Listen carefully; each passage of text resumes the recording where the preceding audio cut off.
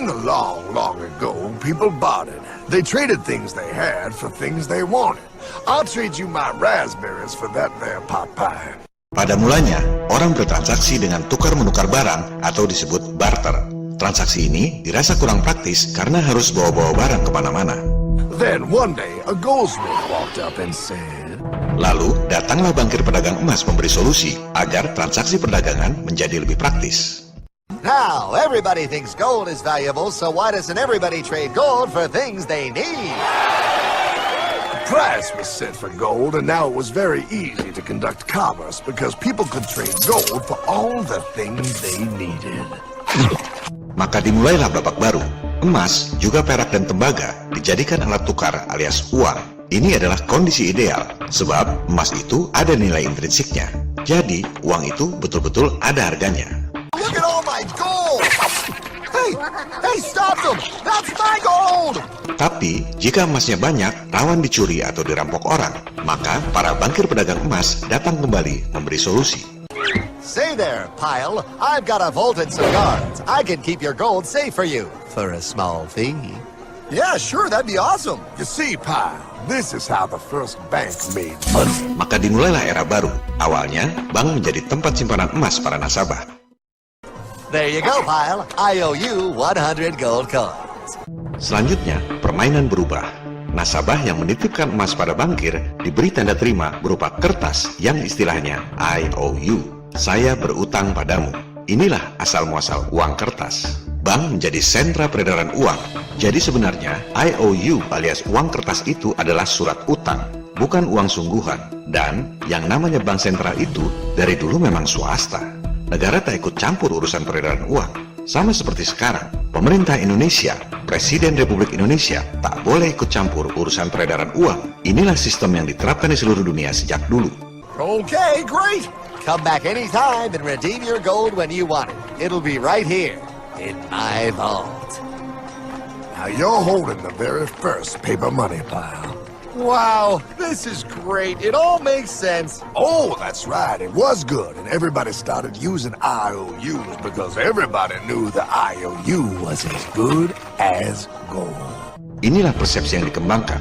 Persepsinya, kertas yang sebenarnya tak ada nilainya itu, jika diterbitkan oleh para bankir, jadi bernilai sama dengan emas. Padahal, orang tak pernah lihat emasnya di mana dan seberapa banyak. Para bankir swasta menjelma jadi Tuhan yang menciptakan kertas jadi senilai emas. Luar biasa. Wow, this candy is really a good price. 1 IOU. I'm getting some more for later. Hey, wait a minute, it was just 1 IOU. 10 IOUs for chocolate? You can't just raise prices like that. Maka terjadilah problem besar sampai sekarang. Kebanyakan orang tak tahu beda antara money dengan currency. Itu dua hal yang sangat beda. Apalagi dalam bahasa Indonesia, money itu uang, currency itu mata uang. Orang tak tahu apa bedanya. Do you know what this is? Now you may be thinking you, of all people, should know that you're holding money, but I'm making a point with a kind of tricky question. What I'm really holding is currency. Currency and money are actually very different. Uang alias money itu ada nilai intrinsiknya. Emas ada harganya. Zaman barter dulu, kambing ada harganya, ayam ada harganya. Sebaliknya, uang kertas alias currency itu tak ada nilai intrinsiknya. Akibatnya apa?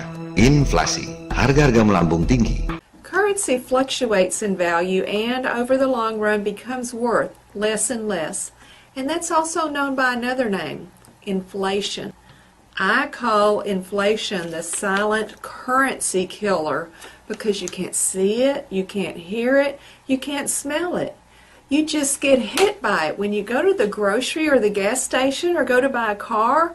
Zap! The price is higher. It gets you as surely as a rattlesnake bites you. At least a rattlesnake has the courtesy to warn you. So consider this video your warning. Inflation will kill your savings if you let it. Inilah sistem yang menguntungkan segelintir elit yang punya hak nyetak duit dengan merugikan umat manusia lain di dunia. That's not fair. Oh, if you think that's not fair, you're gonna love the next part. What's he doing? How do banks make money, Pile?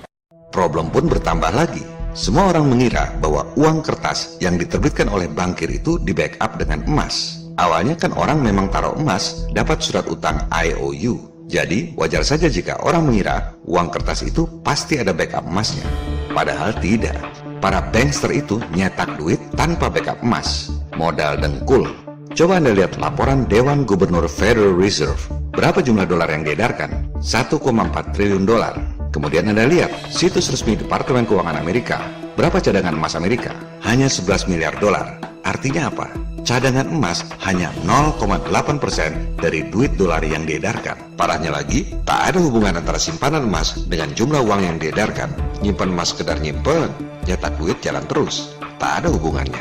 Juga, silakan Anda lihat laporan keuangan Bank Indonesia. Jumlah uang yang diedarkan 586,7 triliun rupiah.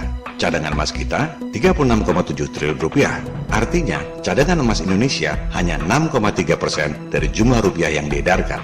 Tak ada hubungan antara simpanan emas dengan jumlah uang yang diedarkan.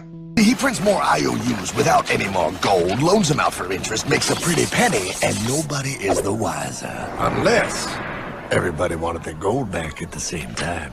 Sistem keuangan modern ini yang diajarkan di semua sekolah di seluruh dunia, baru ketahuan bohongnya kalau semua orang sama-sama tarik duit dari bank pada waktu yang bersamaan. Rush. I'd like to redeem my IOUs, please. Thank you very much. Hey! I want my gold back now! Thief! Thief! Gotta love the bank run, bringing people together. See, they all found out he was stealing, made a run on the bank, and demanded their gold. But as you can see, there ain't no gold to get. Mari kita dalami tentang uang dan bankster ini. Motivasi dibalik kebohongan bumi glow. Bank berasal dari kata bench bahasa Inggris, yang asalnya dari bahasa Italia, banca, yang artinya bangku. Zaman dulu, kuil-kuil dipenuhi oleh para pendeta merangkap bankir. Mereka berdagang di sekeliling kuil dengan menaruh bangku-bangku penukaran uang emas, banca, bank. Mereka sebenarnya tak peduli Tuhan mana yang disembah di kuil itu. Yang penting, para jemaat yang datang ke kuil itu berdagang dengan mereka.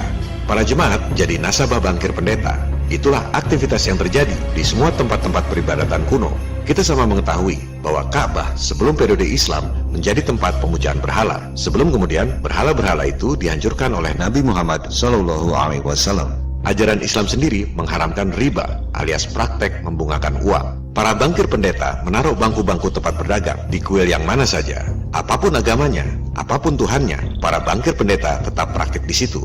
Kemudian, seperti yang dijelaskan lewat film kartun tadi, jika bankirnya korup dan nasabah tak bisa tarik kembali emasnya, nasabah pada ngamuk dan menjungkir balikan meja alias bangku atau bangka itu.